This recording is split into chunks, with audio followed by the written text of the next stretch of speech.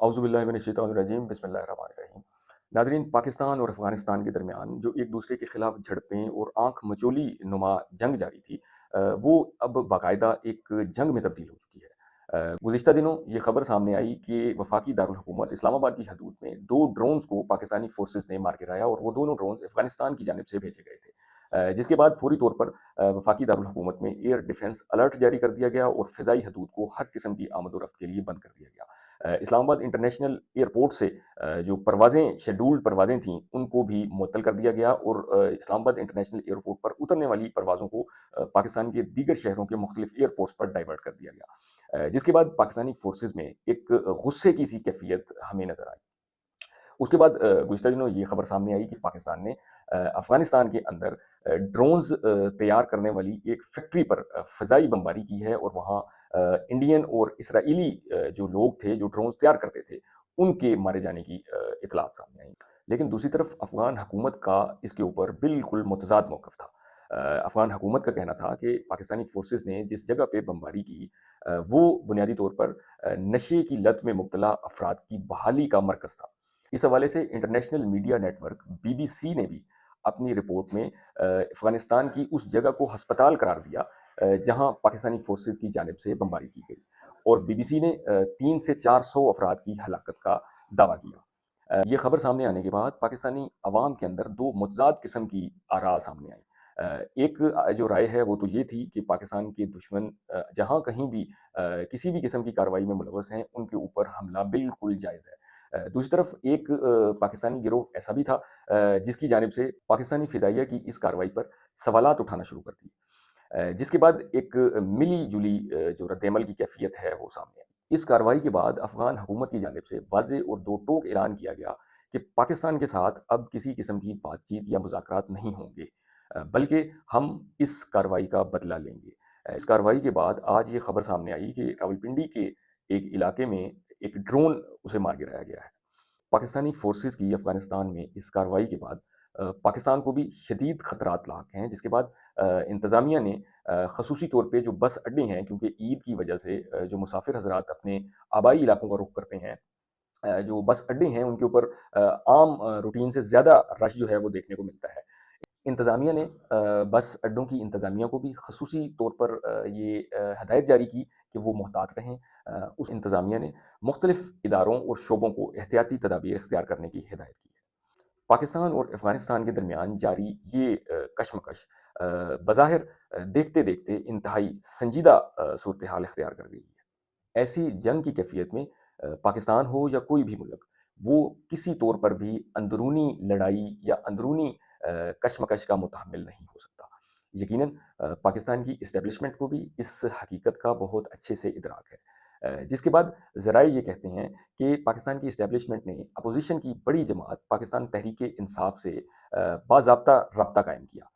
पाकिस्तान की इस्टेब्लिशमेंट और पाकिस्तान तहरीक-ए-इंसाफ के दरमियान इस बाज़ाब्ता राब्ते की तस्दीक नेशनल टीवी एआरवाई न्यूज़ पे भी की गई। एआरवाई न्यूज़ के इन्वेस्टिगेटिव जर्नलिस्ट नईम अशरफ भट्ट ने गुज़िश्ता रोज़ अपनी एक स्टोरी ब्रेक की, जिसमें उनका कहना था कि वज़ीर आला खैबर पख्तूनख्वा सुहेल आफरीदी और इमरान खान की बहन अलीमा खान ने एक अहम वफाकी शख्सियत से मुलाकात की है। उन्होंने इस मुलाकात का वेन्यू भी बताया और उनके मुताबिक ये मुलाकात इस्लामाबाद के फाटा हाउस में हुई। इस मुलाकात में उनके मुताबिक सुहेल आफरीदी और इमरान खान की बहन अलीमा खान ने उस अहम वफाकी शख्सियत से ये मुतालबा किया है कि इमरान खान साहब से जो मुलाकातें इस वक्त बंद हैं, उन्हें इसी तरह बंद रहने दिया जाए और उल्टा उन्होंने ये भी मुतालबा किया कि बुशरा बीबी से जो उनकी बेटियों और दीगर अहल खाना की मुलाकात होती है, उसे भी बंद करवाया जाए, क्योंकि बुशरा बीबी की बेटियाँ इस मुलाकात का तमाम अहवाल बैरून मुल्क मुकीम अपनी खाला को बताती हैं और उनकी खाला यानी मरियम रियाज बट्टू ट्विटर पर उस तमाम मुलाकात का अहवाल शेयर करती हैं। वज़ीर आला खैबर पख्तूनख्वा सुहेल आफरीदी और अलीमा खान ने इस खदशे का इजहार किया कि अगर ऐसी किसी मुलाकात में इमरान खान साहब की तरफ से जेल के अंदर से कोई ऐसी इंस्ट्रक्शन सामने आ जाती है, तो फिर उस पर मन्नो-अन अमल करना हमारी मजबूरी होगी। जो वफाकी हुकूमत की अहम शख्सियत हैं, उन्होंने मौजूदा मुल्की जो सूरत हाल है उसके ऊपर तहरीक इंसाफ से तावन मांगा और इस मुश्किल सूरत हाल में मुल्क और कौम की खातिर اکٹھے چلنے پہ اور اختلافات کو کچھ دیر کے لیے ختم کرنے کا مطالبہ کیا، جسے ان دونوں شخصیات نے قبول کیا۔ اور ذرائع کا یہ کہنا ہے کہ جو ایک مشہور زمانہ ریڈیو پاکستان کی عمارت پہ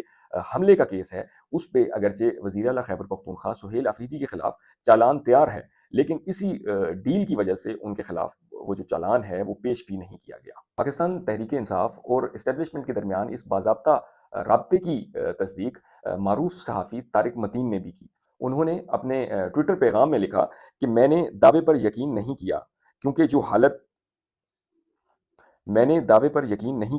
جو حالت کی ہوئی ہے اس میں بنتا بھی نہیں ہے، مگر ایک جانکار کا دعویٰ ہے کہ پہلے مرحلے میں عمران خان ہسپتال جائیں گے، 2 قاسم سلیمان پاکستان آئیں گے، 3 عمران خان بیرون ملک جائیں گے، 4 چند دنوں میں واپس آئیں گے، 5 سیاسی سرگرمیوں کا آغاز کریں گے، 6 سب سیاست شروع کریں گے، 7 سال کے اختتام یا اگلے سال کے آغاز پر الیکشن ہوں گے، 8 وہ بڑی حد تک غیر جانبدار ہوں گے، 9 سب کو فرق پڑ سکتا ہے، ایک شخصیت کو فرق نہیں پڑے گا۔